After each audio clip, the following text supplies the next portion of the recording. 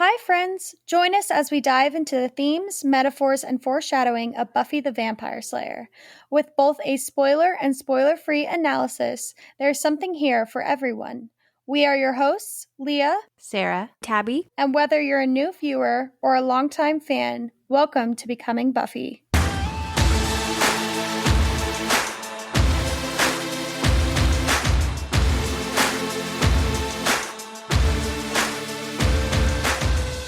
All right, so welcome to Becoming Buffy, guys. This is our second annual spoiler section. We are thrilled to be here. We're going to be covering actually 4 episodes today. I mean, technically all of season 3, but we never did spoilers for Choices, for the prom, and then for both graduation days. That's crazy. I forgot we didn't do it for those, for prom and Choices. Yeah, and I was looking back at my notes and I was like, there's a lot to talk about. But I feel like it's been a minute since we've done the spoiler section and I didn't realize how much I missed it. Well, and we're not doing it in season 4, and so it's like, this is what it's going to be like from now on. Just like a huge overview. Well, when we started season 4, you guys will hear it, but Riley comes up and Leah's like, oh, no opinions about him at all. Don't know who he is. I feel like we're back in season 1 where it's like, we're trying to figure out what to say and what not to say. I mean, I remember when we were in season 1, we were like, we wouldn't even give characters' names away until it was said. Like, I think we were referring to Joyce as Buffy's mom for like probably 5 episodes. Or like we were Angel really good about it. Yeah. Or Angel's was like mysterious man. It was like, guys, I don't think people care about their names. The brooding like, stranger, I think, or something like that. And so it was like we just cared about stuff like that. Whereas like I feel like once we started getting comfortable in the spoiler section, it was like we weren't as like rigid about saying stuff in the non-spoiler. So it's just kind of been interesting to be like, instead of being like, oh, I'll just say that in the spoiler section, you're like, oh wait, no, I can't. So how do I say this in a way that isn't spoilery? Yeah, it's a fine line. And I think we have a little bit more wiggle room because most people know that we're a spoiler-free and spoiler podcast. So, yeah. And at the end of the day, I will say that probably like 98% of the people that listen to the podcast are returning fans. So I don't feel like we're giving away too much. But yeah, you always want to be careful for those few people who are like, wait a minute, I thought this was spoiler-free. So, for the people who objectively think Riley's a good guy. I mean, I have thoughts. I don't think he's a horrible guy, but we'll see. All right. So let's jump in here, guys. My first question is, and it's kind of a bit of a broader one, but this is a common complaint that I hear from many, many people who love the show, but particularly love Angel. A common criticism of the show is that the first 3 seasons are superior to the last 4 seasons, that the show goes downhill after that. And for many fans that I've talked to, they just watch the first 3 seasons on repeat and don't watch the later seasons. And I'm curious about your guys' thoughts with that. Do you feel like the show should have ended after season 3? I think, I feel like me and Tabby are the best people to ask this question simply because both me and Tabby went through like that exact thing where it was like we both stopped after season 3 because Angel left and we were like, that's it, we're done. And so I totally get that feeling of like, oh my gosh, like I don't want to watch the rest of the show. But I think I mentioned this in another episode. I can't remember which one, but I remember saying like, yes, the first 3 seasons are tight. They're good. And like I feel like the powerful part about the first 3 seasons is it has the whole idea of, also, sorry if you can hear my upstairs neighbors, they're moving. Can't change that. So they've been I can't hear it, so you're all good. They're moving?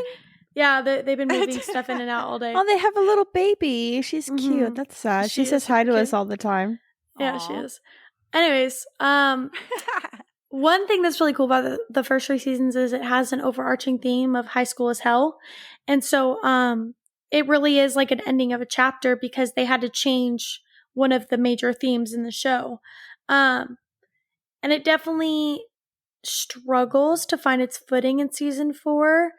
But I think what makes the show Buffy iconic and good, not just like a typical high school show, is the fact that it doesn't stop in high school, that it goes past high school, and that it deals with so much like hard things.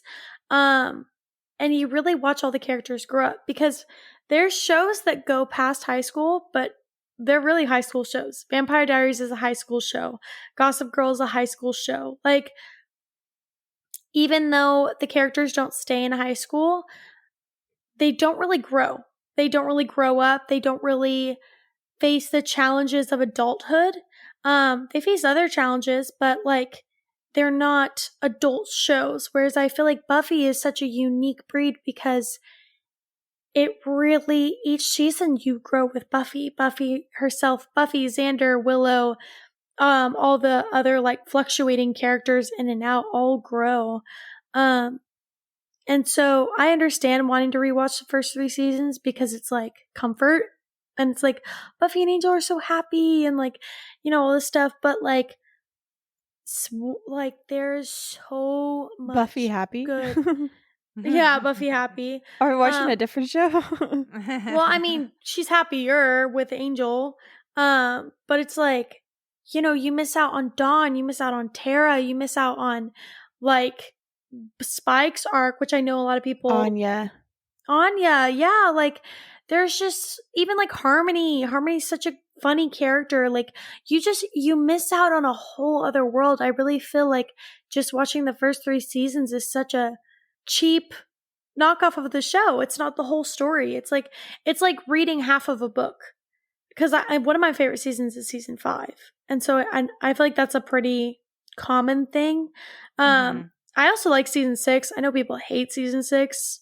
I like season 6, but I think it's beautiful. I think the show's beautiful, and I think that it's so good to watch, and it's so good that they didn't stop, because we would not be having a podcast if there was only 3 seasons. To piggyback on that too, like, I think that like Leah's saying, it's not a teen show. I think that it kind of starts out with that, but the uniqueness of Buffy is that they have metaphors for stuff that we all go through. So in real time, as we're growing, like Leah said, we're growing along with Buffy. I think I stopped watching in high school basically only because Angel left. It wasn't because I didn't know the later seasons were good. Angel's the hook, always. Yeah, and I was a huge simp back then, so I was like, I'm not watching now. Well, and it's like, she graduates high school. So many shows suck after they leave high school. True. Angel was a main character, at least in my, like, yeah, he was in the title sequence. Yeah, he was there all 3 seasons. Like, he was a main character that was leaving. Cordelia leaves. Like, they're just, yeah, atmosphere changes. Like, for me, absolutely, it was Angel. Like, Angel leaving, I was like, I'm over the show. But I think it's not just that. I think there's so much shifting that happens at the end of season 3. Yeah. That you can it's feel whiplash that at the beginning of season 4. Yeah. And I think I'd watched a couple episodes of season 4, and every time I was like, it's just so different. But it didn't push through, you know? I think you can make the argument more of should have ended at the end of season 5 rather than season 3. Yeah, we'll definitely talk about that when we get there. Which I feel like is definitely a bit of more of a strong argument. I definitely am not on board with the ended at season 3. Never have been. Even back then, I didn't think it should have ended at season 3 because I knew there was so much more to tell through Buffy's eyes. And I loved Buffy more than I loved Angel. And so I wanted to see that. So that's my long-winded also, answer. could you imagine if the show did end there? Just Angel leaving? No, there's so much we would miss. And I mean, obviously, well, the whole foreshadowing that we will talk about between Faith and Buffy, we would have been like, wait, what did that even mean? Yeah, like, Faith's character. Faith would have just ended as a villain. Or even Joyce. Joyce, I enjoy way more after season 3. Agreed. Yeah. No, I totally echo what you guys say. I think that season 3, if it had ended after that, I think we could have walked away going, oh, that was a nice like little show or whatever. But I think everybody would have agreed that there needed to be more. I definitely agree with what you said, Tabs, about like there could be more of an argument being made for ending at season 5. But I'm completely happy with the 7 seasons. Well, I shouldn't say happy. I'm satisfied with the 7 seasons we got. I'm not necessarily happy about all of it and happy with all that happened, but I think that there are good aspects to all of it. I think that each the good season, overweighs the bad. yes, I think each season progresses ultimately Buffy's arc forward, and I think that's who I'm mainly focusing on. It may be setbacks for other characters, but I'm looking at Buffy because the show is ultimately about her. So, well, but even in season 7, because I know a lot of people have issues with season 7, I still feel like the ending of season 7 is a way better ending than season 3. Like, season 7 was fantastic. I love the ending of season 7. I know some people don't like it. I love it. I personally think that was the best way they could have ended the show. I love that it ended in a way that if you were an objective outsider who'd never seen the show and just saw the ending would have been like, oh, that seems like a cliche ending. But for someone who's watched all 7 seasons of Buffy, the fact that it ended with never Buffy had living peace. And like, it was like, what is this? This is like not what we were expecting, you know? I always like to view each finale as if the show actually ended there. And that's definitely the best ending. Mm-hmm. Yeah. Well, and one of the comments, they said that I can't see their name. It just says hi. So hi. It's fine. They said that like they agree with us and that season 4 was rough, but it still gave us good episodes like Hush, which I always forget that Hush and those episodes are in season 4 because season 4 is so like blip, blip, well, Faith's blip, arc and then is it like in pops season up. 4 too. Faith comes back in that episode where her and Buffy like switch, which that episode's crazy. But then we also would never get Dawn. We would never get Dawn, which is insane to think about because she comes I know a in lot of season people 5. don't like. Well, I know, but I'm saying like in general, if they ended it in season 3, we would never get Dawn, and it's crazy because like Dawn becomes such a cool character. I know people don't like her, but like her whole storyline in season 5 is so interesting. The fact that they like didn't preface it all and just put her in there. You know what the dislike of Dawn tells me? The fact that they always cast 30-year-olds for high school students and they're hot and everyone's like, yeah. And they never really struggle with angst. Really good and point. No, it's true. You watch Dawn and you're like, she's a high schooler. And this is coming from somebody who works in education. I literally was with junior highs yesterday. And junior high is a little bit different than high school. But like, I was like, y'all are dumb. I love you. But like, you're so cringeworthy. Isn't she in middle school in season 4? She's like 13, yeah? Yeah, she depicts like a middle schooler so well. I'm like, you guys, the reason why you don't like her is because like, I get it. Ain't like, teenagers are just, they're very frustrating. And it's like, the older you get, the older you get, the more you look at it and the more you feel like you don't get them, which is how everyone feels. But I remember being like so emotionally confused during that time and feeling annoyed with myself. And so I think watching it, no, but it's like you watch it and you're like, this girl is a baby. Yeah. And she's going through so much traumatic stuff. Like, yeah, she's not fun to watch sometimes, but it's real. Like, she's very real. And I mean, we'll get to it, but like they wrote her younger and then they cast Michelle Trachtenberg, who ended up being older than what they thought. So she was kind of supposed to, I think she was 14 at the time and was supposed to be reading lines that they wrote for like a 12-year-old. So sometimes there was like a bit of a clash there. But like, honestly, people have issues with her almost all the way through, even when they started writing for her age. So I don't know that it's so much the writing. Ridiculous because it's like, she's a little, like, she definitely has her annoying moments in season 5, but it's like, when you consider everything that Dawn went through, I'm like, trauma. Yeah, guys, 100%. Could you imagine that? Like, could you imagine the feeling and the emotion going into that, especially as a teenager, like as a kid? No, I like Dawn's character. She gets on my nerves, but like, she's a kid. Like, I don't know. Okay, before we keep going, I'm going to kind of jump to the next thing now that we have a few more people here. All right, so we have this moment in the prom where Buffy and Angel break up, and it has a lot of parallels with I Will Remember You. And a common criticism that we hear about Angel is that Angel repeatedly takes the choice away from Buffy. And that's something that people have said for both the prom and in I Will Remember You. When he makes the decision to become a vampire again and takes back the day without hearing her preferences first. Do you guys think, now that we can kind of talk about it in spoilers, because we talked a little bit about it in the prom, do you guys think this comparison is fair? Do you think those two separate scenarios are similar? And also, do you think that Angel is taking Buffy's choice away from her, specifically in I Will Remember You, since we've kind of already talked about the prom? I don't really think they're comparable at all, if I'm being honest. I think the only comparison is Angel making a choice that affects Buffy. But I think, like, at the heart of it, in this one, he leaves because fundamentally they're at a kind of block. Like, they have no way of moving forward and progressing, and it's painful to stay.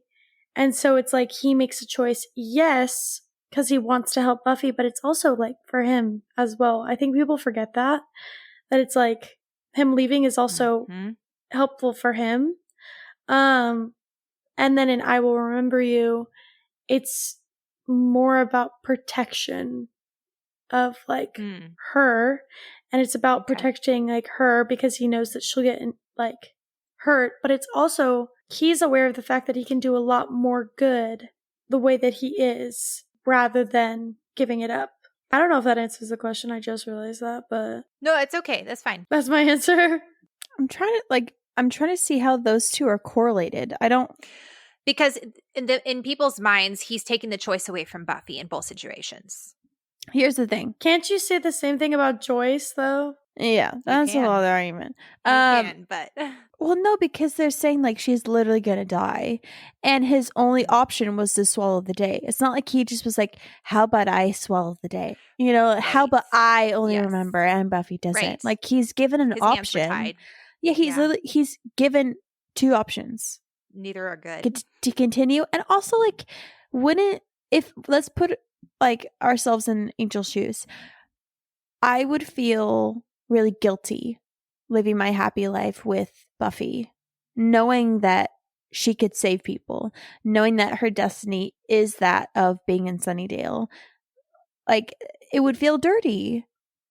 And at least, like, if you made the decision with the crappy option that they give him of having her go back to Sunnydale, not remember the happy day, like, I don't know, like, you know that you at least saved her life, that she's doing what she's meant to be doing, that you're not deterring her away from saving other people. I feel like I'm saying the same thing over again, but it's not like he just it's not just like he makes like he makes the decision for her and it just decides all of this. It's like he's given a crappy option, and I think he made the more noble choice. He sacrificed his own happiness. Yeah. I agree. I roughly came to the same conclusions as you guys did. I came to 3 separate conclusions. So Angel's decision to become a vampire is really, honestly, only his decision to make. The decision that is between him and Buffy is whether or not they're in a relationship. And so Hai said that the important thing to remember is that Angel is going to be the only one who will remember that day, and he's the one who has to live with it. So ultimately, that decision really only affected him. I think that's really fair, honestly.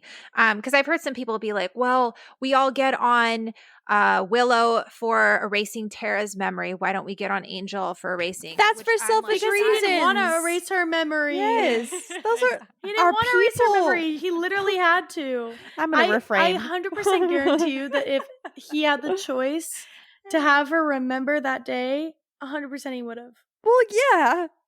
I'm going to choose to erase her memory that's, like, not prompted by anyone. Our most perfect day ever, where we actually got to live out our dreams. I'm going to have her erased. Yeah. So I think that, it's like what you said, Leah. It's not like he wanted to have her memory erased. So that's just an unfortunate byproduct of it. He did make a choice, but his options were Buffy dies or erase her memory. What would you choose? You know what I mean? And then it's important, and I feel like we didn't reiterate this enough in the prom. And so, because I feel like I was trying to go really far away from any decision that Angel made that had to do with Buffy, because I was trying to show his autonomy. And I think I went like too far in the direction where people were like, well, Angel does care about Buffy. He's trying to make a decision that is good for her ultimately. And I totally agree with that. So I wanted to say that Angel is always seeking to do what's best for Buffy, unless he's Angelus. We see that throughout the show. Given that this is a fictional world, and this kind of goes back to like the same argument that people make about Angel being predatory against Buffy. This is a fictional world with fictional characters. We have the luxury to understand fully what a character's motivations are, and even to see things that we wouldn't if this was a real life situation. And see it through the lens of the lore, see it through the lens of that world. Yes, the metaphor that they're trying to push alongside of that too. There's so many layers. because it is a fictional world, we understand that what these characters want. And so for Angel, we know why he's doing what he's doing.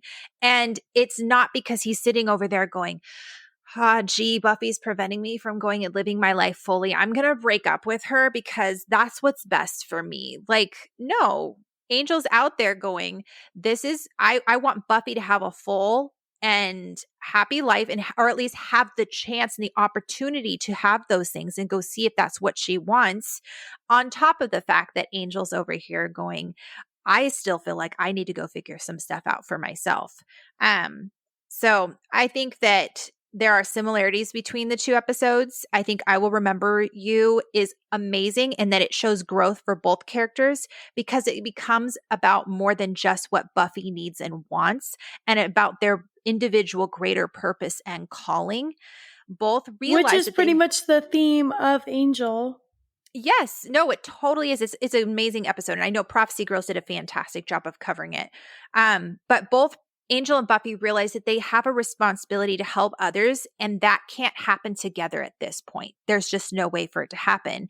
That it's more than just them that will be affected at this point. It's other people that are going to be affected. And I think ultimately that is a stronger argument than just simply saying that Buffy will have a normal life without Angel.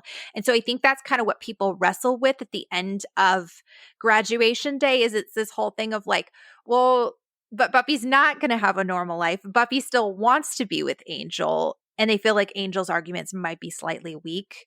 So I don't know. I think that the common thread is that they have a greater destiny, and they don't belong to each other. Ultimately, they belong to their destinies. And I think that's what makes their love life so much more compelling and so much more of a forbidden love. It's so much more heartbreaking. Yeah, no, totally. It does. Okay, so question for you guys. Knowing what we know about Buffy and Angel's relationship throughout the rest of the show, do you guys think that the mayor had a point, given that nothing technically changes by the end of the show, like with the cookie dough speech and stuff? Yes. Like, she is like human, you know, and with that comes a lot of different things. Sure. Like he's never going to age. Like, they're not going to have children. Yeah. I mean, apparently they can't have children.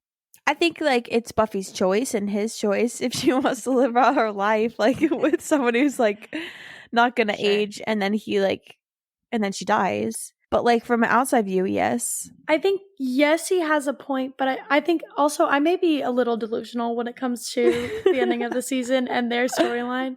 Because in my mind, they 1,000% end up together. I don't know. Leah shuts her laptop. She's like, they end up together. The show ends. I literally think I'm so deluded into just being like, there's no way the Shanshu prophecy didn't apply to him. There's no way he didn't become human. And even if for some reason they defeated all of it and all that blah blah. No, he signed it and then he killed all of them, so it doesn't work anymore. We're good. Literally. Well, but also like even if he didn't get the Shanshu prophecy, in my mind, I'm like, give him 5 years, Willow would find a way to make him human. Yeah, I know it. I literally know it. Her powers make absolutely no sense in this lore. I don't care if it's not written down anywhere. I don't like in my mind. I'm like, they for sure end up together.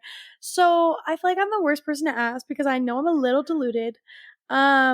So I wish so much that I had recorded your response at the end of Angel, because I have never seen Leah so angry. And she was like crying and angry. And I think I also was the one that showed you I Will Remember You for the first time. You hadn't seen it before and you were just like sobbing. And then we watched season 5. What was it? The Girl in Question was the episode that Leah just like, I told her, I was like, listen, I don't want you to get your hopes up. Buffy is not coming back in Angel. Like, she won't be back. And Leah, I think, was still holding that hope a little bit. And I think she's like, maybe Sarah's lying to me. Leah has trust issues. Leah, you're muted. She does this every recording. Just so you guys know. To be fair, I also muted myself because my stomach has been growling and you can hear it. It's very embarrassing. It's all good. But no. But what I was gonna say is, I think one of the things that why I got so like emotionally worked up, because I don't really cry. I mean, I cry. No, you don't. But I don't really cry about like fictional movies, characters. Shows, fiction. Like I'm not like I'll get invested. Leah, tell them like, the only 2 movies you've cried. Okay, well, the only 2 movies that I've cried in, at least not emotional. are Dirty These Dancing, are so out of pocket. and How to Train Your Dragon 2 specifically. Hey. Actually, it wasn't even technically How to Train Your Dragon movie. It was a How to Train Your Dragon short. And it was because it was a short after the third movie, and it was about Toothless and Hiccup finally meeting again after like 10 years. Aww. I was like, oh! I was like, crying. I was like, oh my gosh. Anyways, a little side note about me.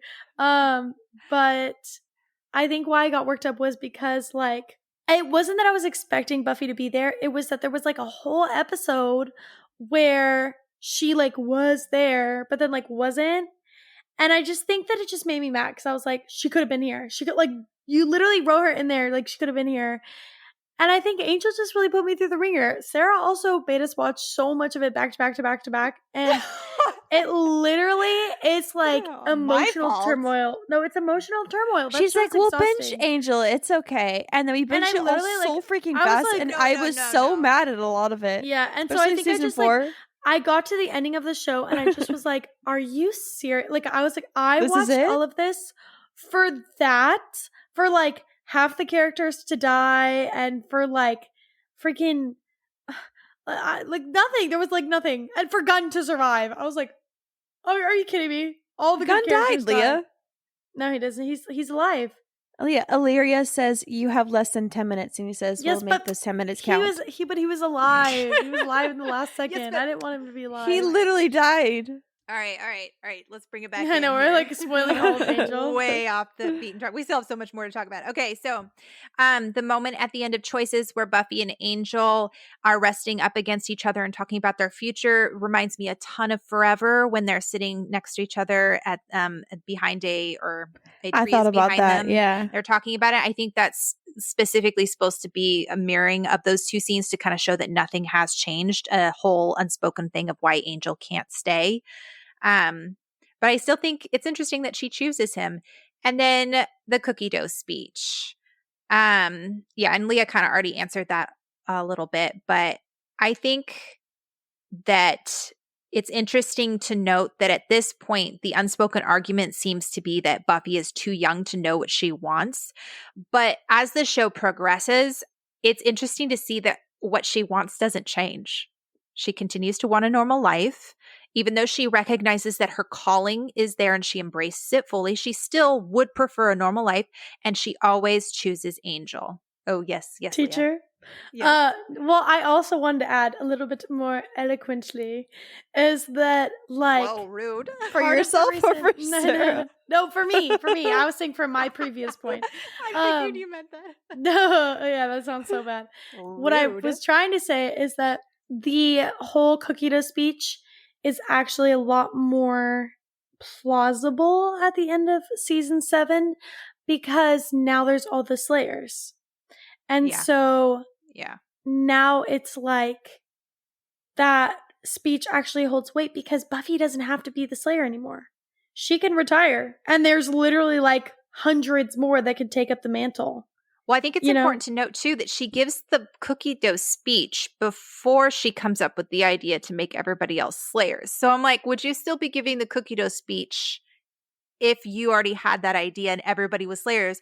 I feel like if this was modern times, immediately after she'd be texting like Angel, she'd just be like, Angel. Hey, my cookies are ready. Yeah, it was a really hot oven. Yeah, extremely good oven. Cooked so fast.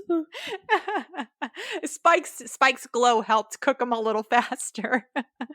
His like, glow? Remember, you know how you like when he was dying?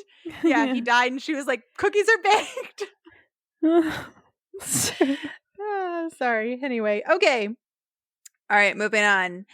Do you guys think that Angel and Buffy would have lasted on the show if the writers had decided to keep Angel on the show versus writing him off? Nope.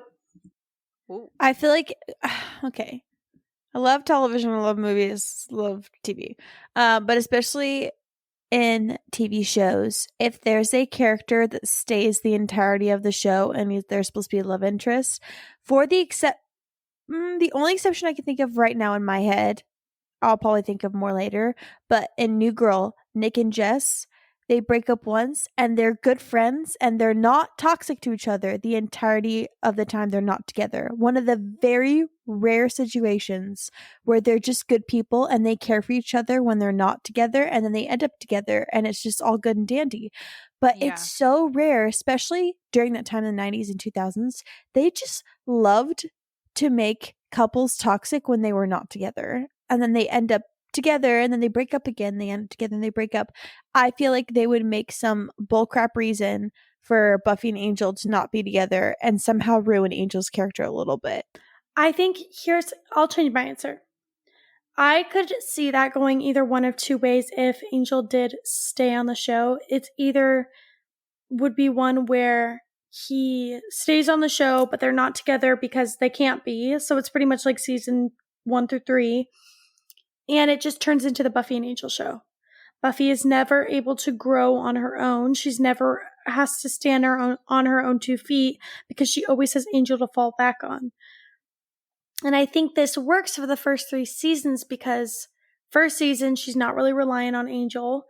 Second season, halfway through, he was Angelus, so she had to stand on her own.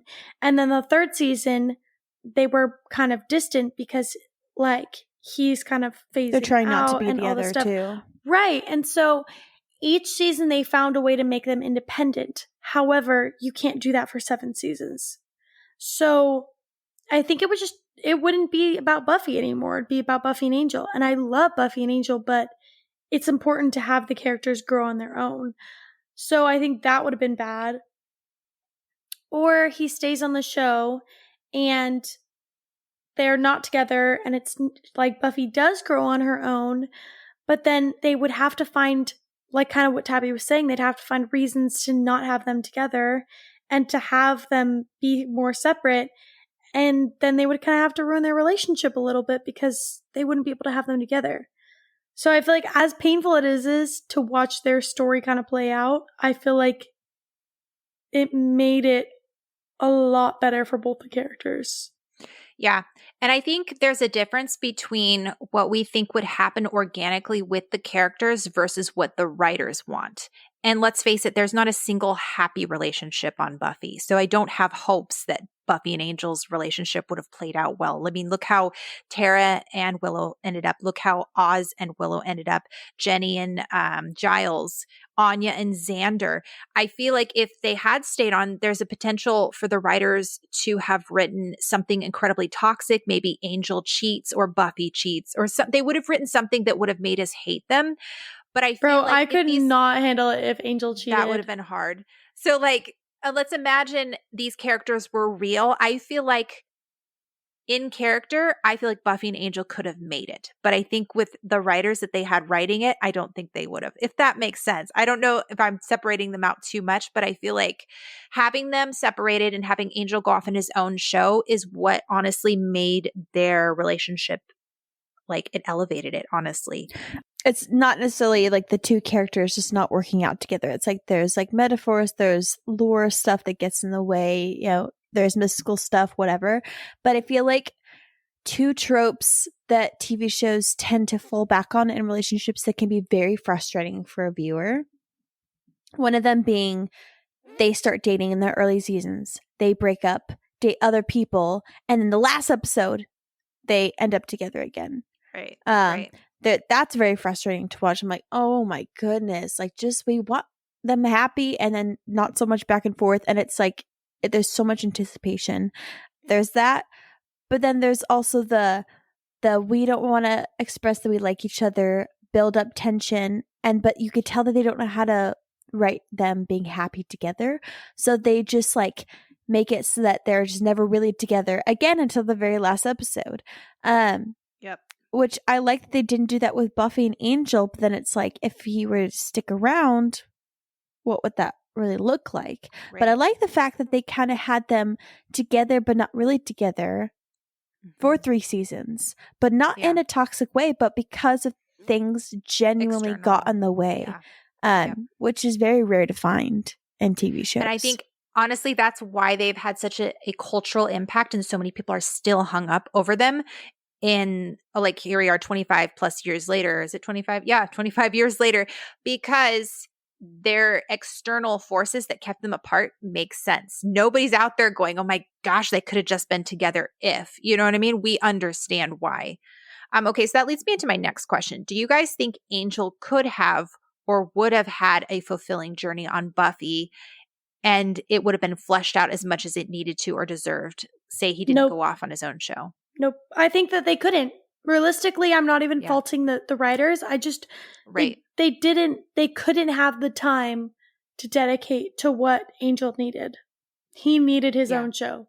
He had potential in Buffy and really loved what we got from him in Buffy, but he didn't really become, I mean, he was poured into a lot in Buffy, but I feel like a lot of it was like, oh my gosh, there's this aspect of him that's so awesome. I hope we see more of it. And then they had so many other storylines, which is fair. Like there's a lot of other characters and they did a lot with Buffy's character specifically. I'm thinking of season 3.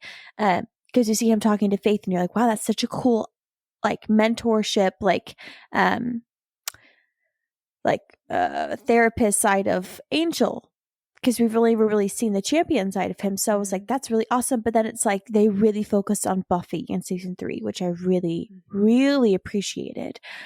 So I'm glad they gave him his own show because he has to find his own reasons for fighting. And they really, really poured into that. In retrospect, I'm happy he didn't stay on Buffy. It's weird to say that. I wish we got more crossovers between them, and I wish we got more of a definitive answer at the end of Buffy in general. Yeah.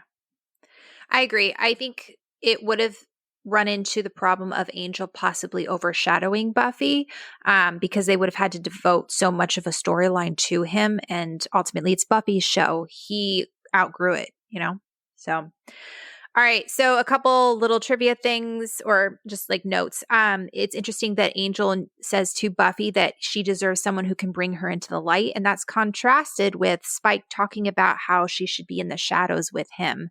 And I think that's really important to note because I feel like those two things very much define how those relationships ended up being.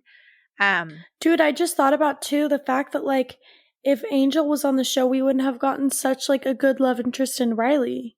Yeah, that's true. Yeah. That was so sincerely done. I was very confused for a second. All right. I don't want to say too much about my opinion on Riley because I think we're going to talk about him pretty much for the next season and a half. Yeah, there's a lot of time. He served his purpose. You know what I mean? I know. I just take any opportunity to bash Riley. You I do. Can. You're ridiculous. Shut up, Leah.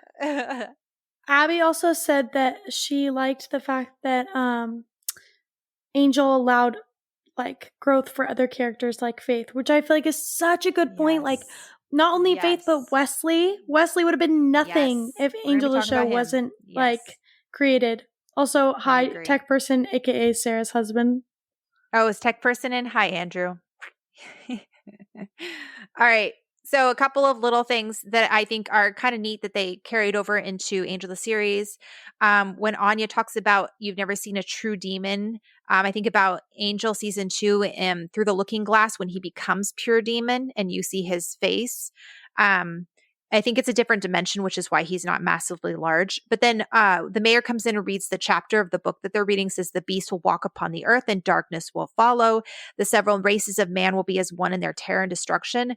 The beast will walk upon the earth, and then the darkness is possible foreshadowing of Jasmine and evil Cordelia because you had the darkness that covered everything, and you had the beast that came and walked on the earth, and that's also, you know, when Faith comes in, which I think is really, really interesting how that all kind of ties in together. All right, so we're done talking about Buffy and Angel. Let's talk a little bit about Willow. So I am curious about your guys' thoughts on Willow this season, because for me personally, the first half of the season was really rough for me. I felt like she was not great. I really struggled with her. And I feel like the second half of the season, I feel like that's the best version of Willow. We see a super confident girl after especially Doppelgangland. She's incredibly supportive of Buffy. She is very comfortable with her relationship with Oz. They seem to be on good ground leading into season 4. But how do you guys feel like Buffy and Willow's relationship changes throughout the show? Because I feel like we've hit the peak of their relationship. I was just about to say that I feel like a lot of people, when they think of Willow, view her as seasons 3 and 4 Willow. Like, very sweet, tempered. Season 5 too. I like dabbling. Season 5 Willow. I'm not saying I don't like Willow. I'm just saying, like, this is how people refer to Willow. Even in, like, seasons 5 and 6, when she's starting to really kind of get into, like, dabbling in magic, everyone's like, it's just Willow. Because they view her as, like, seasons 3 and 4 Willow, where it's just, like, a sweet little puppy. I love Willow. I love her as a character. I do, however, think she does a lot of crappy things. And I also do think... Yeah. Sorry.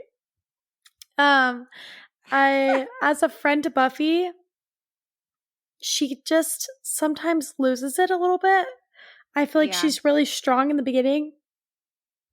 And then later on throughout the show, their friendship kind of gets lost. Yeah, I wrestle with knowing how much of it is that because of the writers and the stuff that was happening behind the scenes. Leah, you okay?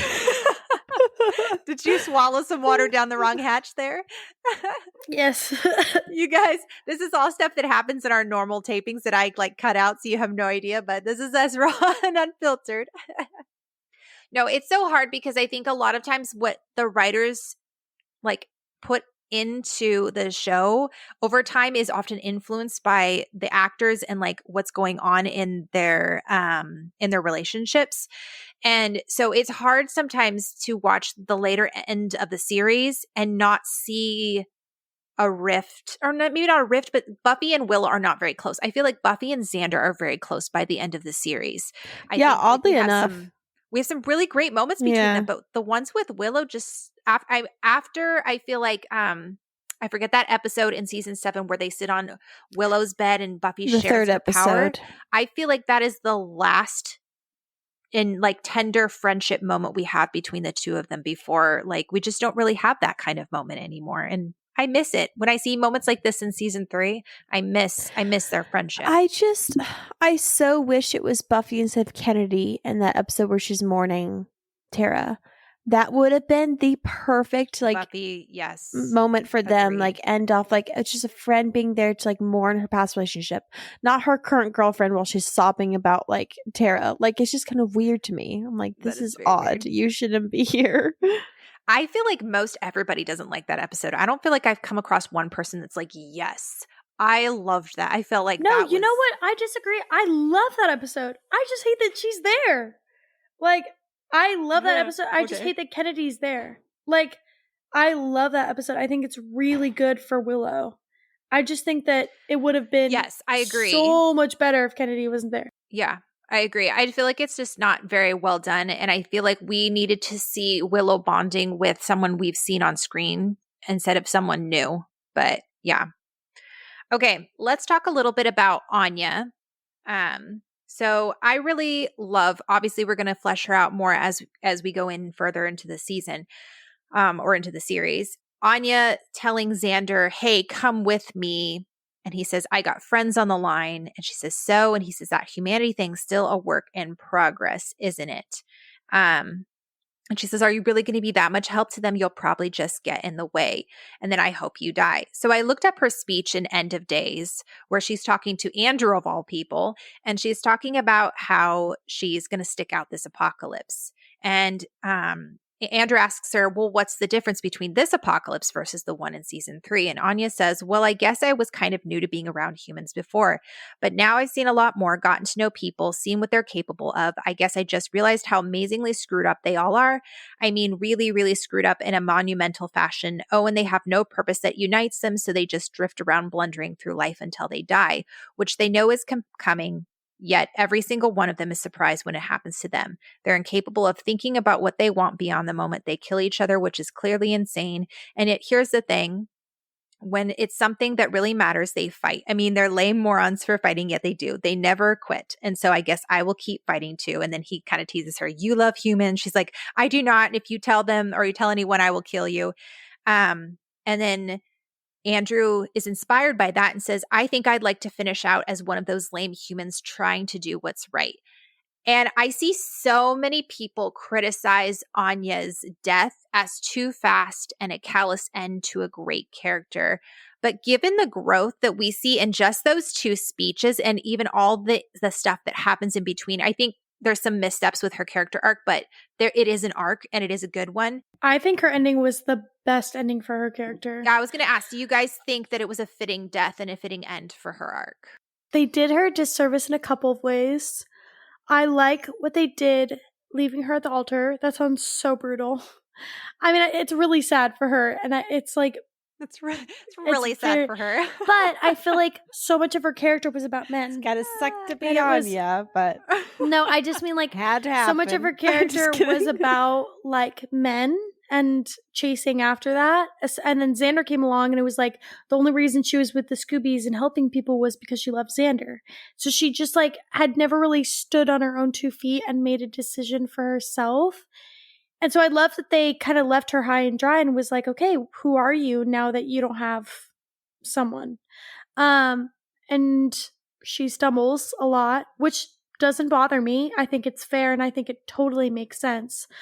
My gripe is that in season 7, they didn't give her anything back. She made that terrible decision to kill all those guys and then kind of tried to fix it and then, got her friend killed, all that stuff, which I don't blame her for because she was trying to help. And then after that, it's just kind of like she just stays in the background being bitter.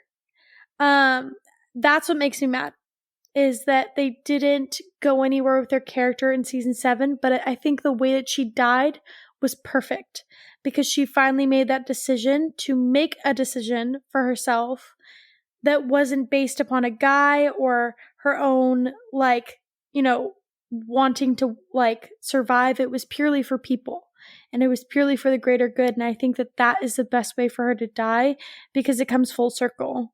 Because ultimately the reason why she became a vengeance demon was because she was so focused on her own pain that she couldn't see anyone else's. And so for her to die in a way that is sacrificing for a man is perfect. Yeah, of all people too. I love the comparisons between, and we talked about this in our earshot spoiler, but Jonathan's speech to Andrew before he dies is very, very similar to Anya's speech to Andrew before she dies, in the sense that I'm committing my life and even my death to helping people. And because that's what really matters. And I think that is so beautiful given, and a lot of people really wrestle with the fact that Andrew didn't die and that Anya did.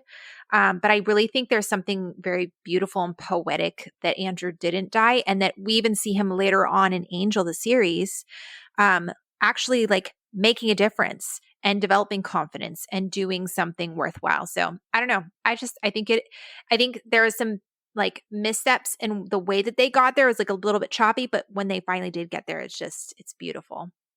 Okay. So then another person that I was talking about is Wesley. So Wesley, is probably the single most character that I am thrilled to talk about in Angel. And I really, really love how he's even given this is so sad. He's even given more of a backstory and an arc and character development than Cordelia is, just in the 6 or 7 episodes that he shows up in season 3 of Buffy. But it's really interesting in Choices when he has this whole conversation with Buffy about the box of Gavrock and rescuing Willow. He says it's not the council's policy, or sorry, this is in Graduation Day Part 1 when Buffy's trying to save Angel. He says it's not council policy to cure vampires. Giles says, well, did you explain these were special? Wesley interrupts and says, not under any circumstance, and yes, I did try to convince them. Buffy says, try again. He says, we're talking about laws have existed longer than civilization. She says, I'm talking about watching my lover die. I have no clue what you're talking about, and I do not care.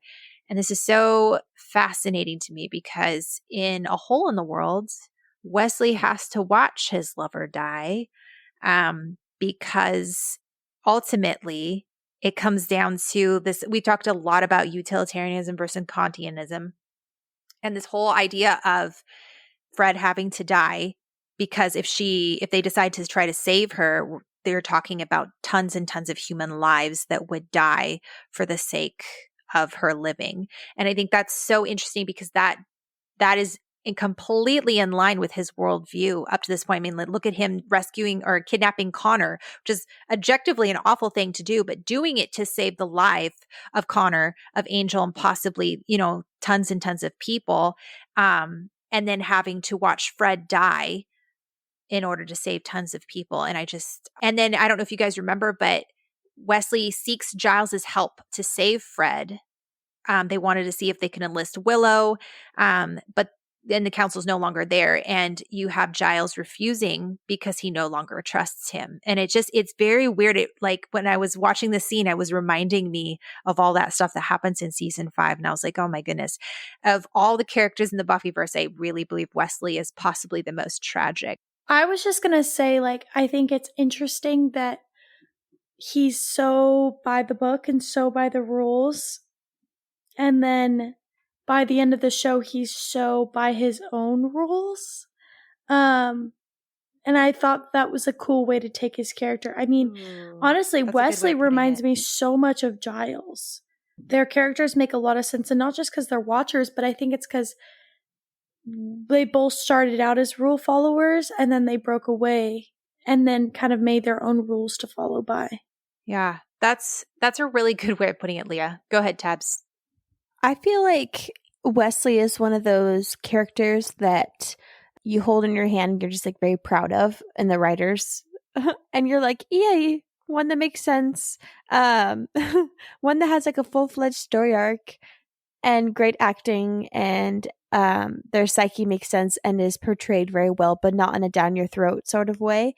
And that's just a huge testament to Alexis Denisov, because he plays his characters so subtly and so brilliantly, and in a way that feels like an actual person. Because I don't know if we talked about this in the podcast, but one of my least favorite things when watching television or shows or movies, and I feel like more modern stuff tends to do this, is they try to show a feeling or what someone's thinking or their drive by just having so many other things to explain it, rather than just having the actor do all the work.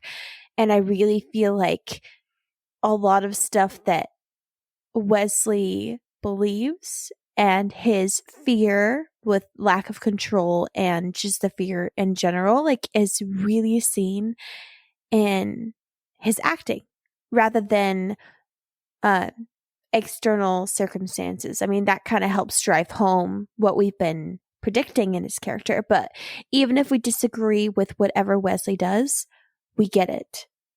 Yeah, totally agree. All right, we have Alexandra with us, and I'm so excited to hear what you have to say, because you are one of my favorite people to read your Tumblr posts, and every time you comment, you have such great things to say. So welcome, Alexandra. Hi, can you guys hear me? We can. Give us your wisdom. Hello. No pressure or anything. What an intro that was. Thank you, Sarah. I appreciate that. Well, I couldn't figure out how to work this for a while.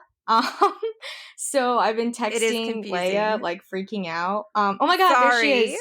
I know, you're both here. This is great. Tell us what you guys are thinking about. Well, I wanted to talk a little bit Leah. about Anya, if that's okay, because yeah, I loved what Leah. There's a Leah and then a Leah. Right? I know, so confusing. Yeah.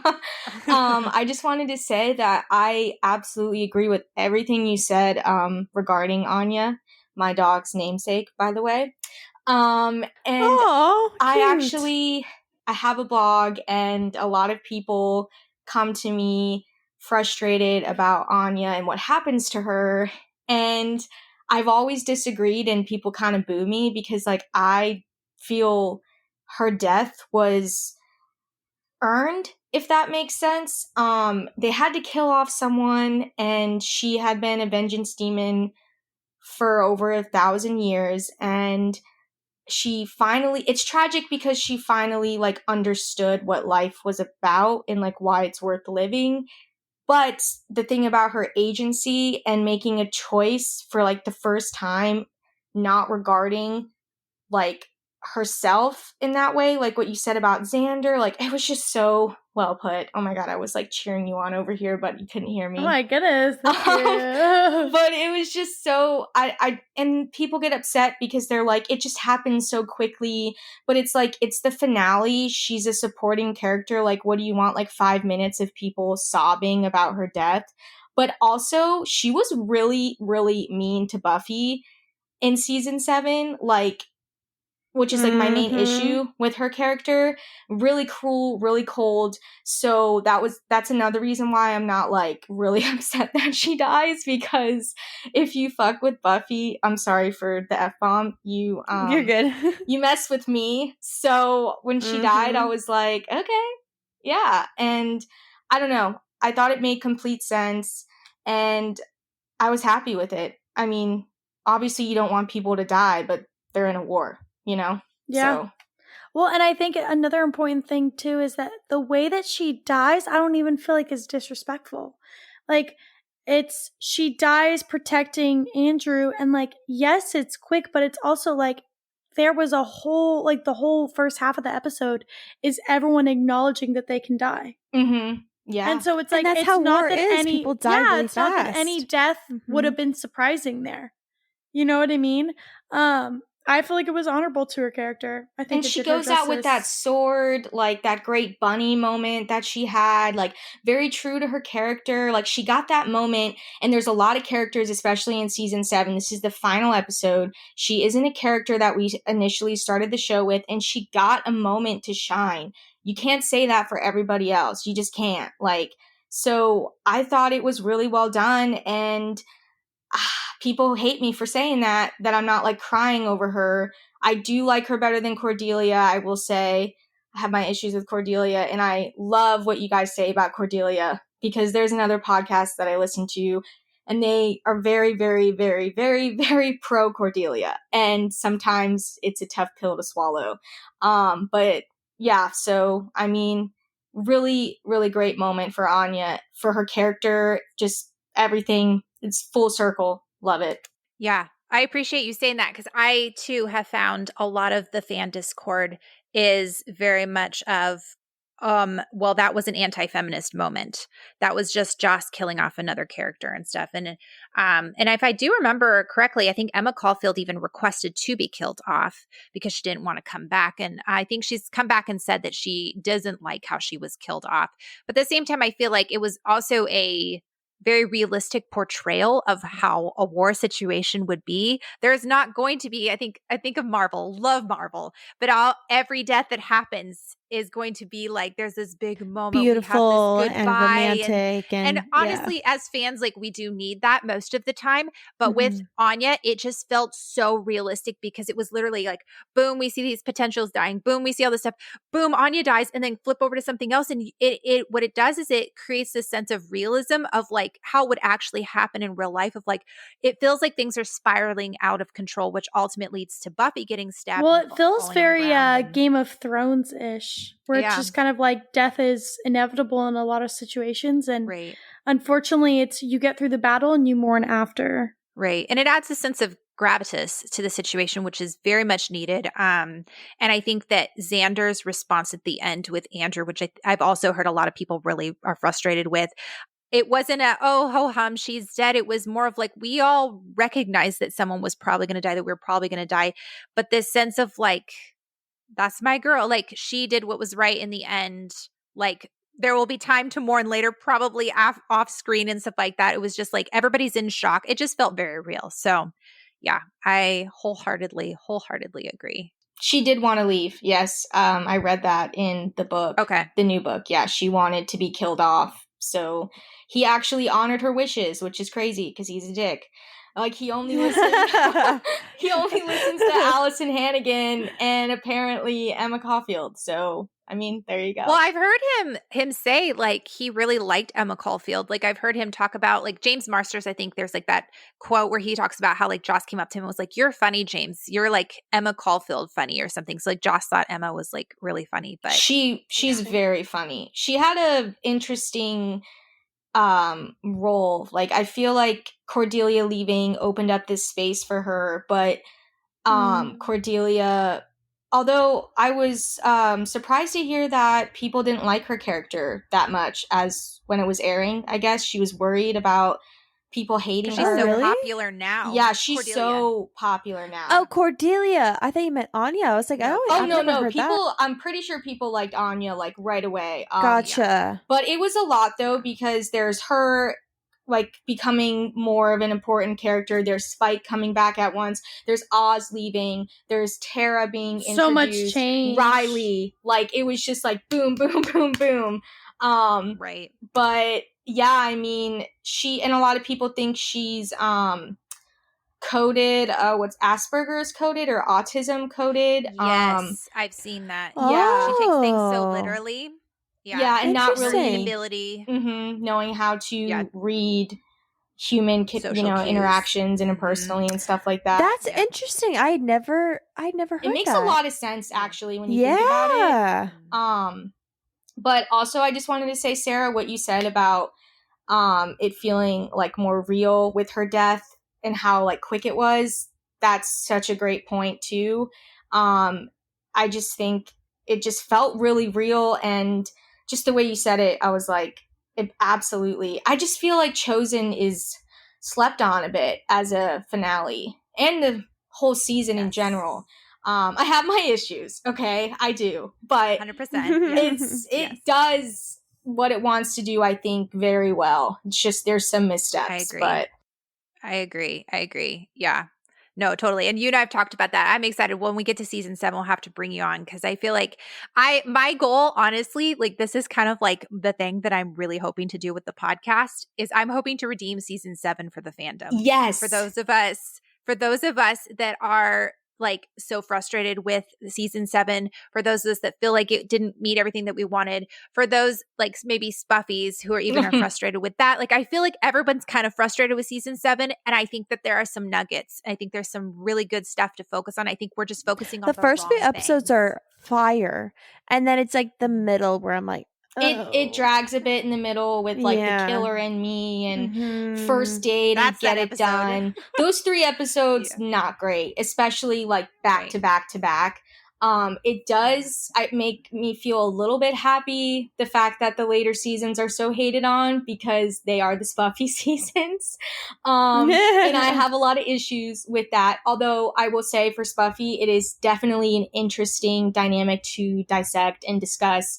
And it's just, that's the only time I'm willing to talk about Spuffy. Yeah, like 7. It's so fascinating, and I feel like it's important to talk about. But the issue is that people don't want to go there because they're afraid of the fandom and getting backlash with I will not name the podcast, but just like completely glossing over, romanticizing, throwing around the terms like mutually abusive, sweetie, that's not a thing. Yes. Like it's very messed up, the approach that they took.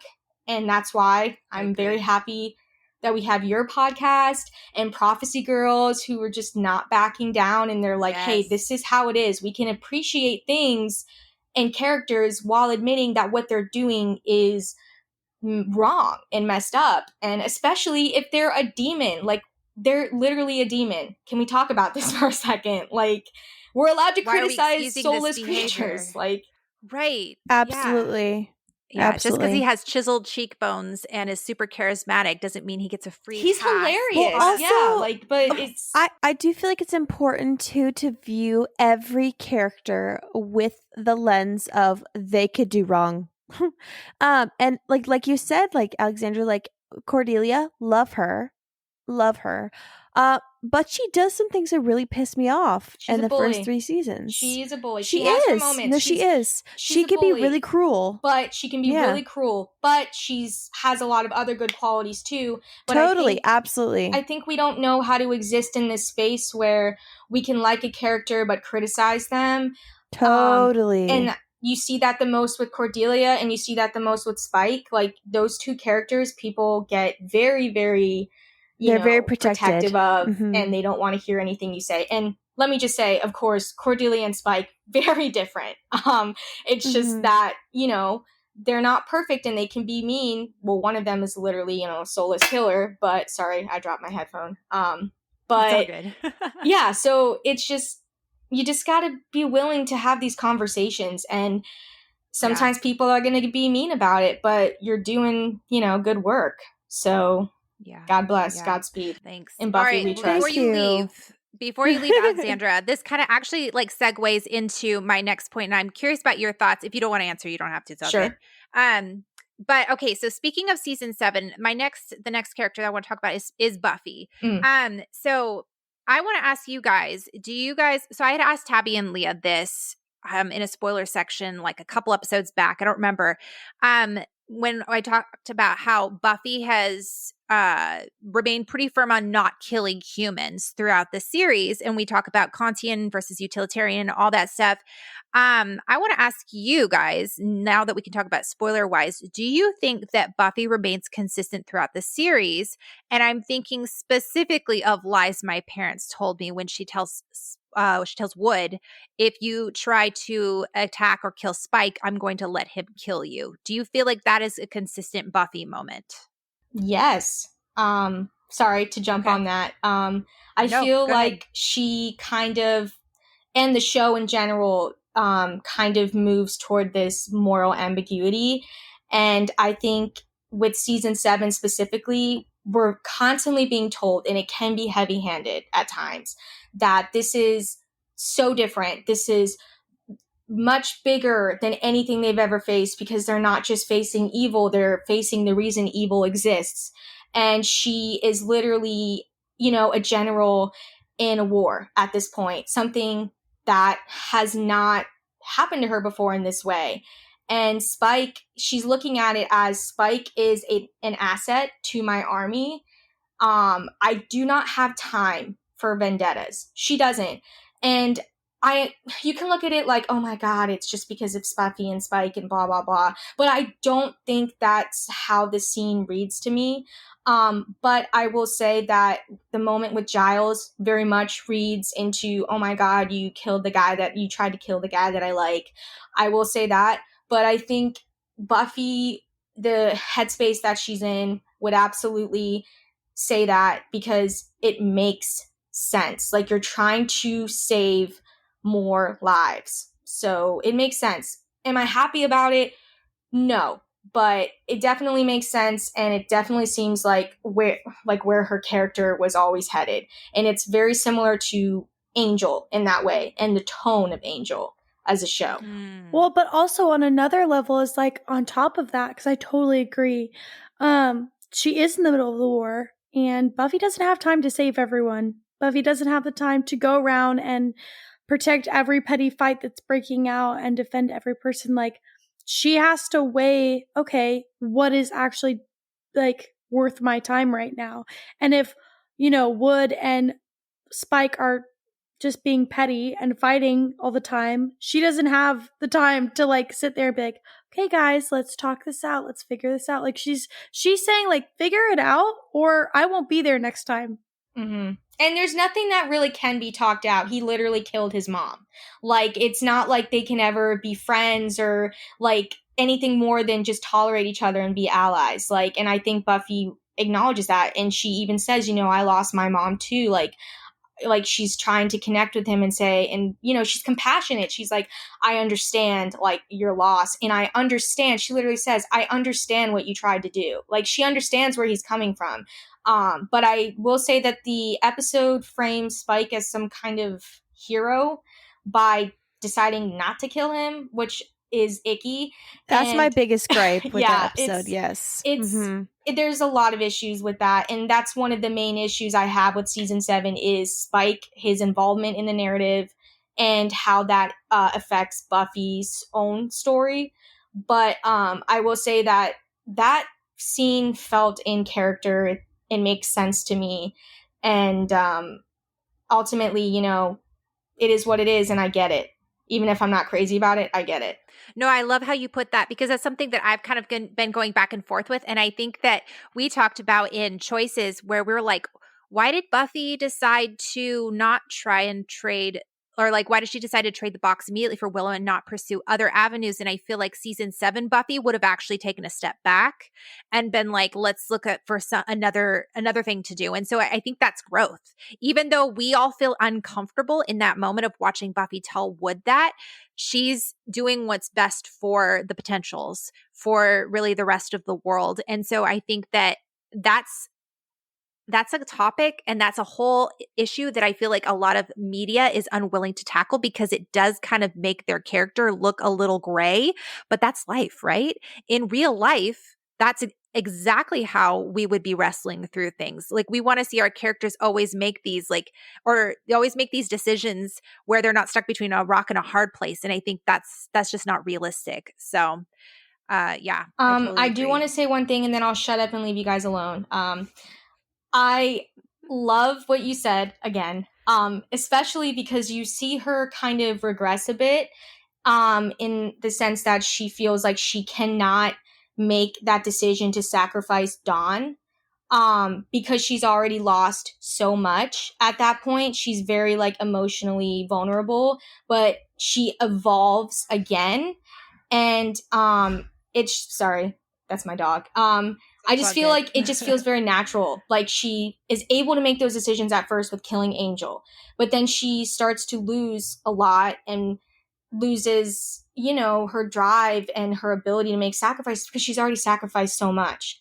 But by the time she gets to season 7, it's like sees the full picture. She can make those decisions, those hard decisions that she maybe wasn't able to make because she lost her mom and all those other things that happen in season 5. So very full circle, just a really genuine character journey that she has. Yeah, love it. I love hearing somebody else stand up for Buffy in season 7 because sometimes it feels like I'm the only one. I know, stick around. We appreciate it. Yes, so refreshing. Come back. We loved your hot takes. Thanks, guys. Yeah. Bye. Seriously, bye.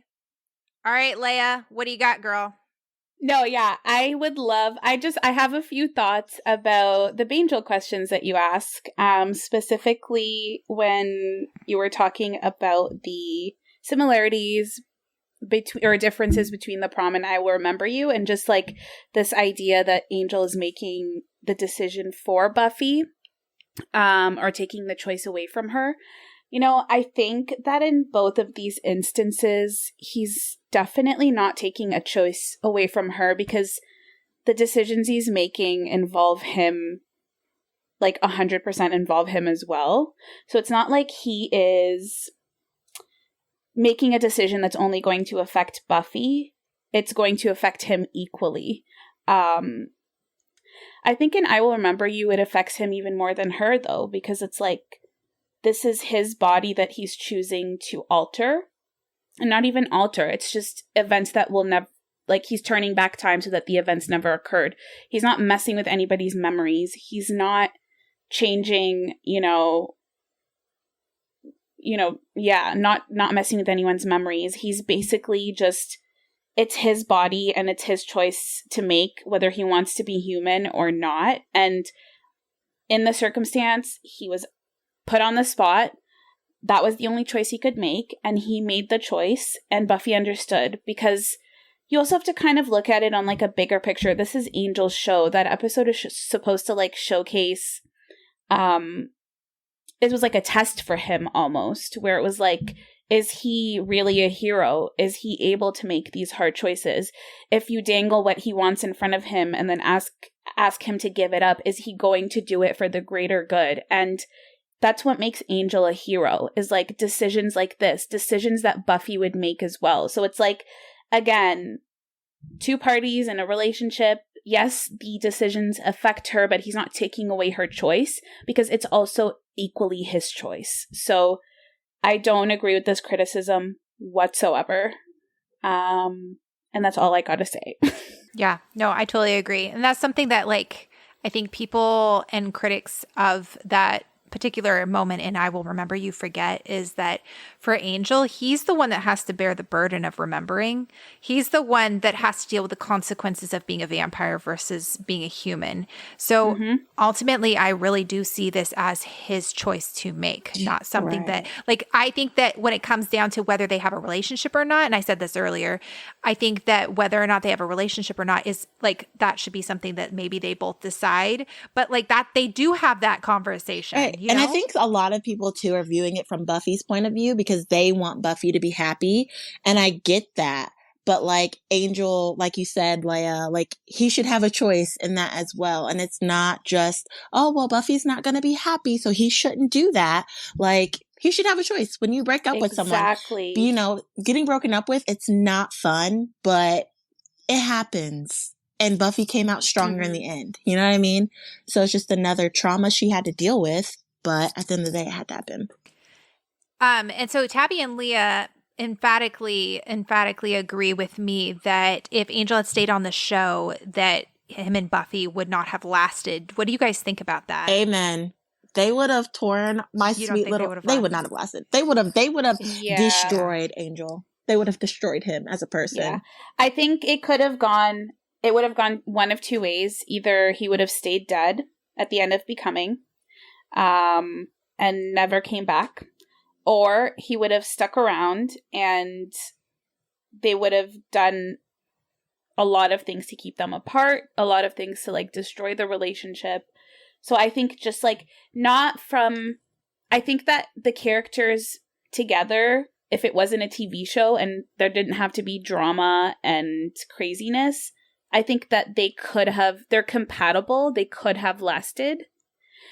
But I feel like in order to make it interesting for a TV show, there would have been obstacles put in their way. But I think it would have gotten old after a while. You know what I mean? Like constantly seeing them get back together, break up, get back together, break up. And I'd be like, okay. Because how do you like, you know, a 7-season run of a TV show with one love interest for the main character? No. It's just like unheard of.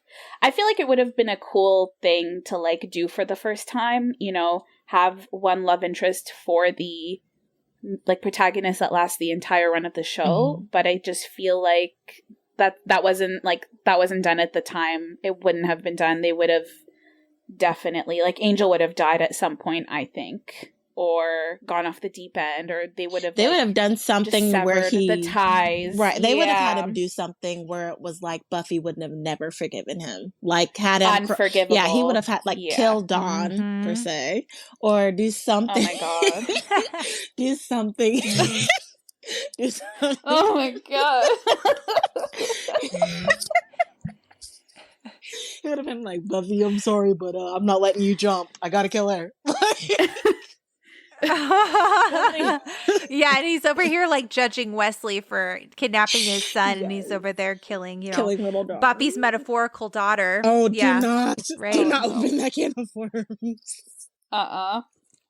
Yeah, I agree, and I think just what we know from what the writers have said about how they're like, oh, like you can't have a happy relationship because then that's when the show starts to go downhill. I think they truly do not think that you can have a long running, like solid relationship. Like there has to be something. And also what we know of Joss Whedon, even the writers, like they really struggle. They do trauma.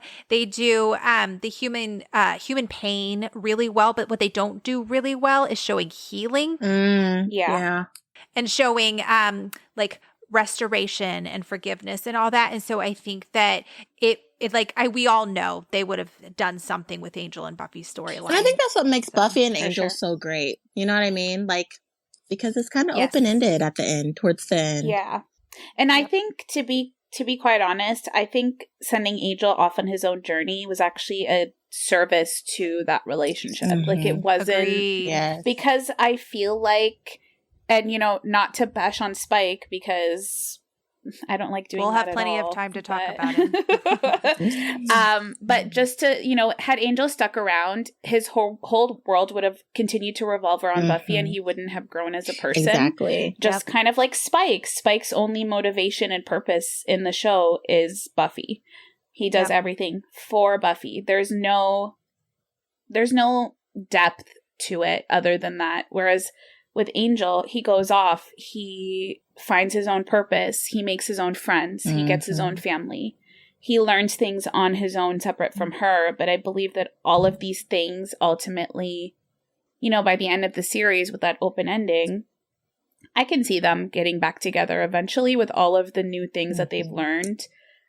She gets closer to like him in terms of like emotionally, she gets a little bit darker. She's able to understand that side of him a little bit better. He's able to understand her humanity a little bit better because he's developed his own humanity. Because before it was just Buffy was his tie to humanity, but at the end of the show, he's got, you know, different ties to humanity. Cordelia, Wesley, Doyle, Fred, you know. Well, if you think about it too, like if he hadn't listened to Whistler and got involved with Buffy, he would still be like hanging out like a little sewer rat. You know what I mean? He wouldn't have been able to have, you know, I don't know, I wouldn't say the skills to, you know, start his own investigation, whatever. The motivation. Yeah, there we go. Yeah, that's what I'm saying. It was the motivation. Right. She was a good motivator for him. And I don't know. Like, I agree. I think in the end, then eventually they would have found their way back to each other. Like you said, I think they would have eventually. All right. So, Leah, you had mentioned wanting to talk about Wesley a little bit. Yeah. The first thought that comes into my mind with like every interaction between Wesley and Angel is I just think about how close they become and how hard Wesley goes for Angel. I especially think about, you know, in this instance, Wesley wasn't willing to go the extra mile to make sure that Angel lived. And then by the end of Angel the series, Wesley dies for Angel's cause.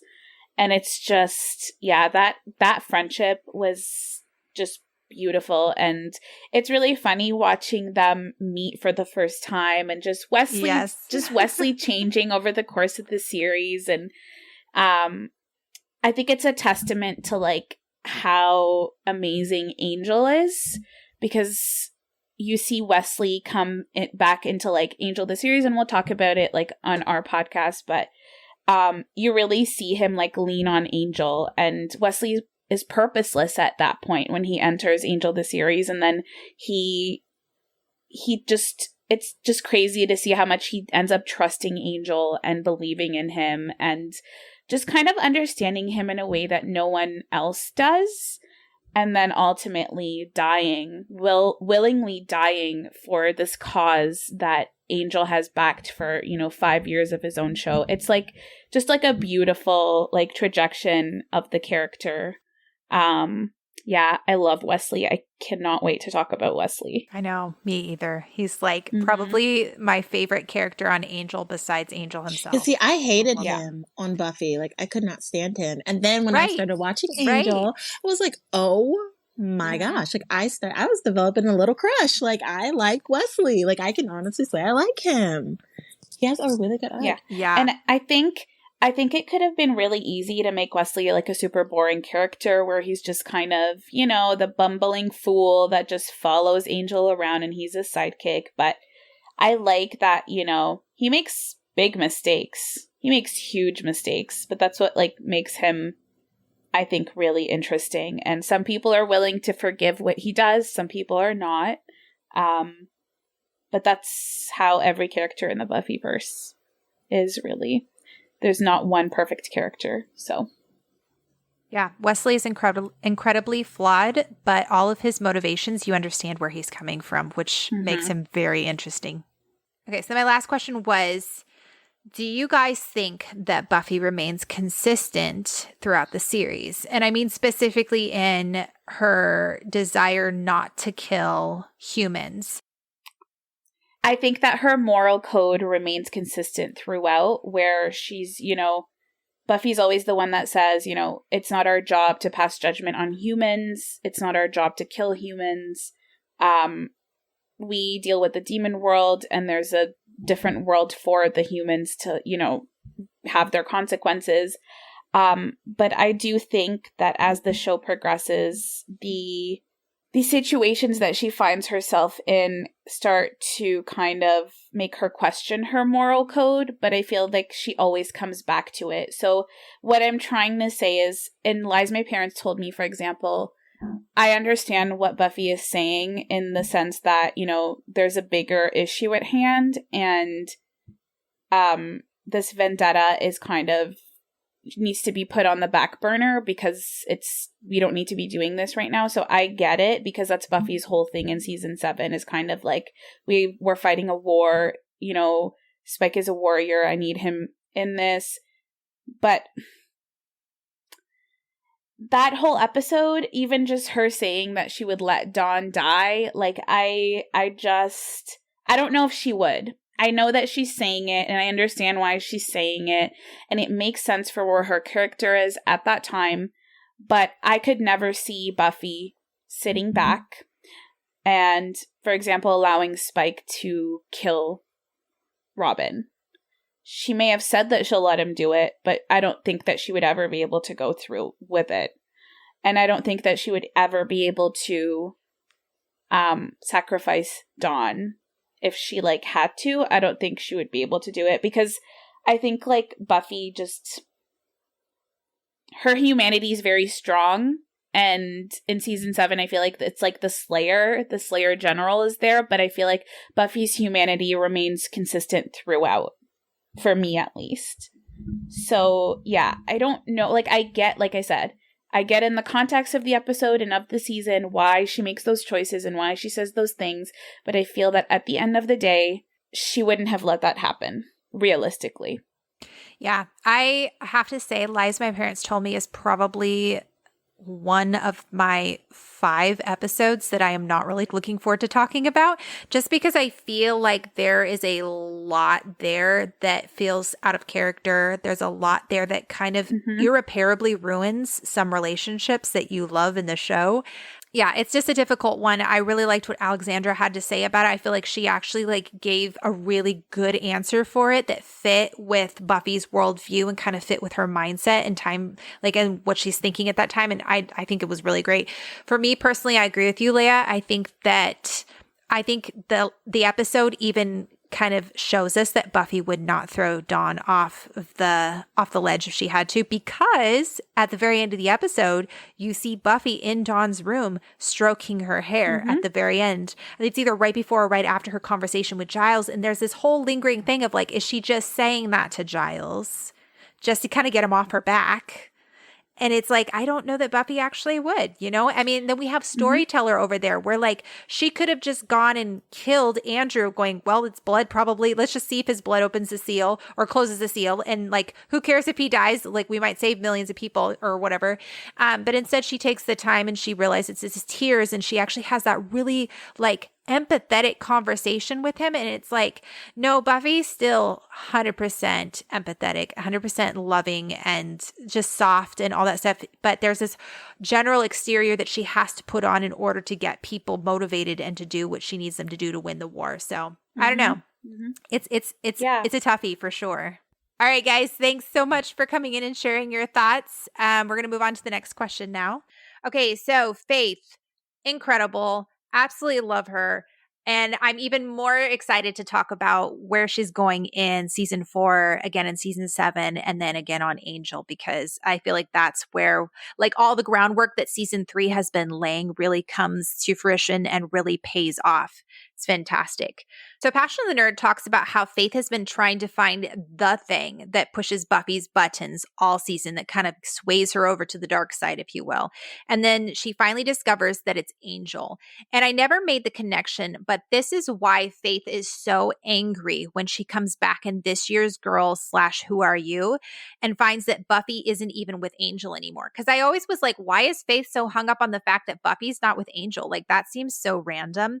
But the one thing that Buffy was willing to kill Faith for was Angel. And yet when Faith wakes up from this coma, she comes back and Buffy's not even with Angel anymore. And it makes her feel angry. And I feel like there's a part of Faith that feels like there was this double standard that was imposed on her.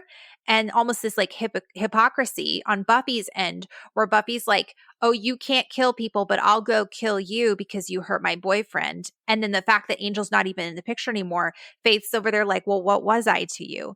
And I don't know, it just gave me a fresh perspective on her thought process there. And it kind of made Faith a little bit more relatable to me. And I was like, oh my goodness, I'd never thought about that before. So I don't know. I don't know if you guys had thought about it that way, but that was something that just kind of really stuck out to me. Oh, and then the other thing with Faith is Tabby and Leah. When we first talked about Faith's jump in Graduation Day Part 1, you guys both thought that Faith was doing it vindictively. While I agree with that, I thought that she was trying to save Buffy from having to go all the way and killing her and thus becoming her. But then when we watched the dream sequence in Graduation Day Part 2, Tabby, you in particular, mentioned that you felt like Faith saying to Buffy that or like giving her like the key to defeating the mayor, you felt like that was an out of character moment for Faith and that you didn't feel like she would turn on him so quickly after killing for him for the past couple episodes. Do you think maybe that it is consistent for her if viewed through the lens of her actually and truly wanting to be a good person deep down? I don't think she recognizes that in herself at that point. She's still very much in the midst of everything. I think Faith does want to be a good person, but I do think the writing could have been a little bit better. Because in that specific thing, it's like they go through this huge battle and right after she's like, okay, and just like relents. You know what I mean? I feel like it could have been done a little bit better. Okay, so I'm done talking about individual characters. We're going to kind of go into a little bit of trivia and then we will wrap this up. All right, so Xander tells Cordelia, there's no way I'm getting out of this school alive. Fun fact, so this was supposed to be foreshadowing for the series finale in which Xander was supposed to have died protecting Dawn at the high school. He should have. Who said that? What? Alexandra's back? Leah's back? This fate was switched to Anya instead, as Emma Caulfield did not want to come back if the show was ever rebooted, which I thought was really interesting that they decided to switch that to Anya instead of having Xander. I personally think it would have been kind of poetic if they'd had both Xander and Anya die, but that's just me. I have very unpopular opinions. I would have preferred Xander to die than Anya, personally. I like Anya dying. I think it was the best thing for her character, but I think that one of the core members should have died.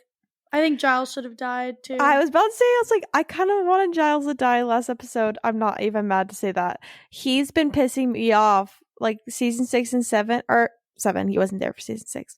But season 7, I was like, you're ruining your character for me. Every time he's on screen, I was like, you're making me hate you. And I love Giles so freaking much in the early seasons. He gives me warm, fuzzy feelings. I'm like, oh, father figure, so good. Season 7, I'm like, you're pissing me off. I needed a good heroic time for him to like save Buffy when we're not save Buffy, but just like, or even he could save Buffy and save everyone and then have like a moment of him like dying in Buffy's arms and him being like, I'm so proud of you. Like we needed a moment, and I feel like it'd be very metaphorical. It'd be like killing off like the Watcher, meaning Buffy is like gonna be her own strong person, like moving on in her life. She doesn't need a Watcher. She doesn't need even though he wasn't her Watcher for a while, but it's like I just feel like it would be a good ending for him, some redemption and everything. I agree. I don't want Giles to die, but I think that the character who would make the most sense to dead to me in season 7 was Giles, just because he was kind of more out of place. He was older. They didn't necessarily need that figure anymore. And he had just been kind of estranged from Buffy for most of season 7, that I feel like it would have ended his arc well for him to, sacrifice himself for her one last time and have that final kind of mark for her. And how poetic would it be for the Watcher to die for the Slayer, be the one that once. dies and not the Slayer. Yeah. But it would also make season 7 be okay to me. Like he's kind of bitter, he's kind of frustrated, and at the very end he pulls through Buffy, and then I'd be able to watch season 7 knowing that moment is going to happen. But there's nothing. I don't think Giles is bitter. And I think he's maybe a little bit frustrated, but yeah, we'll talk about it when we get there. But I have a slightly different view of Giles than you guys do in season 7. But okay, just a couple more things. So every time I see Wesley and Cordelia kiss in Graduation Day Part 2, I think about their melodramatic making fun of Buffy and Angel's relationship in Angel. And I go, did we collectively forget about this kiss, Wesley and Cordelia, as they're like wanting, hoping? I always forget that Like, they had that. They're Because they no become position. such a good friendship. Yeah. Yeah, totally. Buffy telling Giles, fire bad, tree pretty is a phrase she actually will say again in Beer Bad. And then she'll say the version fire pretty in Flooded when she's kind of not in a great headspace. And I think it's really interesting that she reverses that when she's in the midst of her depressive episode. So it's kind of interesting. All right, the dream sequence, and then we'll wrap it up. All right, so I'm curious what your guys' thoughts are on this because I think there's a lot of interpretation left for this. But what we do know, what has been like verified and stuff. So I never realized that there is a foreshadowing moment in the prom when Giles is talking to Buffy in the library and she says, Giles, we get it, miles to go before we sleep, but especially if we're going to vaporize something on graduation day. We should be able to have a little promy fun. One night of glory, not too much to ask. I was literally like, when I saw this last time, I was like, holy cow. Like I remember the moment between Faith and Buffy, but I did not even remember this moment in the prom. So, okay. Glory will refer to Dawn as Little Miss Muffet. 730, counting down to 730 is how many days until Buffy's death in The Gift. It's also the time shown on Buffy's alarm clock in Restless during her dream portion of the episode. Tara will tell her the time is wrong. Then when Buffy leaves, Tara will tell her be back before dawn. They are both facing the window looking at the sunrise in the dream sequence. And then the cat is really interesting. So we talked about how it's the spirit of the Slayer. And we actually focus pretty heavily on Miss Kitty Fantastico in Willow's dream. And Willow also gets up in her dream sequence in Restless and goes and opens the curtain. And there's the dawn, the sunrise coming through. The cat is on the bed in another dream sequence between Faith and Buffy. They will be making a bed while Faith says little sis is coming. In Restless, Buffy will look at her bed and say, Faith and I just made that bed. And then when Buffy goes to talk with Sinea in season 5, with the first in the desert, her spirit guide is a cougar, a giant cat, once again representing the spirit of the Slayer as the spirit guide. And she says, hello, kitty. The shot of Faith saying Little Miss Muffet is really interesting. Faith is looking at the sunrise with the rays of sun on her face with Buffy in the background, a shot that is almost completely recreated in The Gift when Buffy turns and looks at the sunrise and Dawn is standing behind her and you have that look of peace that goes on Buffy's face. It's just very interesting, the mirroring right there. Okay, so the whole miles to go thing is actually a poem by Robert Frost called Stopping by Woods on a Snowy Evening. The text of the poem reflects the thoughts of a lone wagon driver, the narrator, pausing at night in his travel to watch snow falling in the woods. It ends with him reminding himself that despite the loveliness of the view, I have promises to keep and miles to go before I sleep. So I won't read the whole poem for you guys. I'm just going to read the last portion, which I feel like is the part that most everybody remembers and what Buffy's saying here. It says, the woods are lovely, dark and deep, but I have promises to keep and miles to go before I sleep and miles to go before I sleep. So we have talked a lot this season about fairy tales and metaphors. And one of the biggest things that we talk about is the woods and how it's used in stories. The woods is a place of change. The woods is often used as like a time of turmoil and a lot of challenging stuff that happens. And so it's also important to remember that Into the Woods is an episode title in season 5. And it's the episode that Riley leaves. And I argue that that is the episode where things start to get really dark in the Buffyverse and where it just kind of just gets harder and harder and harder. And she even mentions this too to Dawn later on the season when she says, like, ever since Riley left, like there's a very clear, I think that episode is very clearly entitled that because they're kind of pointing back to this Robert Frost poem and it's pointing to ultimately Buffy's death. So the poem is often used in eulogies for loved ones at funerals. Sid Davis of Westinghouse Broadcasting reported the arrival of JFK's casket to the White House and signed off the air by reading the last lines of the poem. Justin Trudeau rephrased the last stanza of this poem in his eulogy to his father, saying, "The woods are lovely, dark and deep. He has kept his promises and earned his sleep," which I feel like is very fitting for Buffy. So we talked about this in the spoiler-free episode about how the spirit of the Slayer is kind of representation of the Slayer being at their full strength, and how like Faith giving Buffy everything she needs is, again, the fact that neither one have everything that's required to be their full potential. So the Spirit of the Slayer makes its next physical appearance in the season 4 finale in Restless as Sinea, the first Slayer. And I actually did not know that. So a little backstory about Sinea before we end. In prehistoric Africa, a young girl named Sinea was taken against her will by 3 powerful mages, the Shadow Men, to become the ultimate weapon in the fight against the dark forces that plagued the world. They chained her to the floor of a cave and, using powerful magic, imbued her with the heart, soul, and spirit of a demon. Thus, the first Slayer was created. And that's on Buffyverse Wiki. And I think that's so fascinating because we see that with the shadow puppets.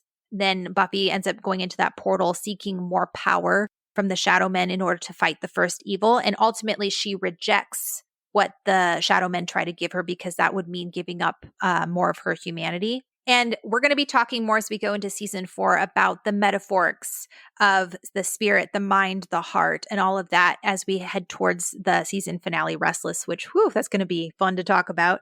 But it's really interesting, even like looking in season 3, how we're starting to see some of that. We've talked about Xander as like the metaphorical heart, but one of the people that we don't talk about very much is Willow as the metaphorical spirit. So Passion the Nerd talks about how in choices, Willow makes the choice to stay in Sunnydale. And if you view her through the lens of being the metaphorical spirit, her decision to stay and fight because she sees Buffy fighting, and she comes to the conclusion just as Buffy makes the decision to stay and fight. Willow is a metaphor of Buffy recognizing that choosing to stay and fight is always going to be in the cards for her. And that's something that Buffy has always known, yet for the first time, she's realizing that it's worth it. And we kind of talked about this in the spoiler-free episode. But the fact that Willow is the one that is represented saying all of this is so impactful because she's supposed to represent Buffy's spirit. And as Passion the Nerd says it, he goes, Buffy's spirit has now entered the fight, which I just absolutely love. And then Buffy telling Xander he is the key to all of this in Graduation Day Part 2. I know we talked about how, like, why is Buffy saying Xander is the key of all of this? And I think that's Joss trying to write Buffy's heart is the key to all of this. Or maybe that he ends up with the key in the comic books. Oh no, let's not talk about that. Ew. But the whole idea that Xander going around and trying to gather people and trying to unite the classmates together, the reason why Buffy has even reached that conclusion is because of Earshot, is the empathy that she's seen for her classmates. And it's just another step in Buffy's progression and in her arc. And so the fact that Buffy is telling Xander her metaphorical heart, like, you are the key in all of this, I think is really kind of beautiful, even if you don't like Xander. All right. And then last but not least, so we talked about season 7, again, the Shadow Men trying to give Buffy the power, and a huge part of Buffy's journey through season 5, 6, and 7 is Buffy really wrestling with her ability to love. She feels like she's just a weapon. She feels like she's not capable of being able to care anymore. And you have Sinea appearing to Buffy one last time in season 7, telling her that the power, it's not enough. And then this is ultimately what leads Buffy to sharing her power with the Potentials, coming full circle from this moment here, this first dream. And I honestly see this moment between Buffy and Faith not just a foreshadowing of season 5's finale, but season 7's finale. You see Buffy and Faith sharing their power in that moment, united to defeat a common evil. And the theme of this show is female empowerment, right? So the idea is that we're not meant to do this alone. We're meant to do this together, and that together we are at our strongest. We're not supposed to be, isolated. And so this moment with Faith and Buffy is them sharing that power figuratively, and that makes it even cooler when in Chosen they share it literally. You have the moment with them with the scythe. Then you have Buffy handing the scythe off to Faith when she thinks she's going to die. And yes, Faith goes to fight, but ultimately they are stronger when Buffy stands back up and they all unite together. And then you have all the potentials coming together as slayers and stuff. And so I just love looking at that common theme woven throughout the entirety of the series of female empowerment, about uniting, doing things together, and sharing the power. And I think that makes Chosen even more of a beautiful finale. And I think that enriches the show. So, end of my monologue. Amen. What she said. So, all right. Are there any other questions or comments? Oh, did someone ask if we were going to do any of the crossover episodes in Angel? I think I saw that. Yeah. Well, I mean, I'm doing the episodes with Leah, but TBD. Leah and Tabby will be over for some. We're not sure exactly which ones yet, but we're really trying hard to get in on the Faith episodes and the Angel episodes. You guys will be there for I Will Remember You for sure. But we need to discuss about the other ones and stuff. So yeah, there will be a handful. So, all right, guys, that is our spoiler episode. Thank you so much for all of you guys who participated. We appreciate all of you guys. This is always so fun. Yeah, we'll have to do some more lives later, maybe later on down the season and stuff. But as always, guys, thanks for listening. You can find us on Instagram, on TikTok, on Tumblr, Becoming Buffy Podcast. And yeah, we will be uploading this episode this next Thursday, so you can listen to it then. And then after that, we'll have rate us on Apple Podcasts and Spotify and anywhere. Yeah, that's always very helpful. So, all right, guys, we appreciate you, and we will see you guys next time. Bye.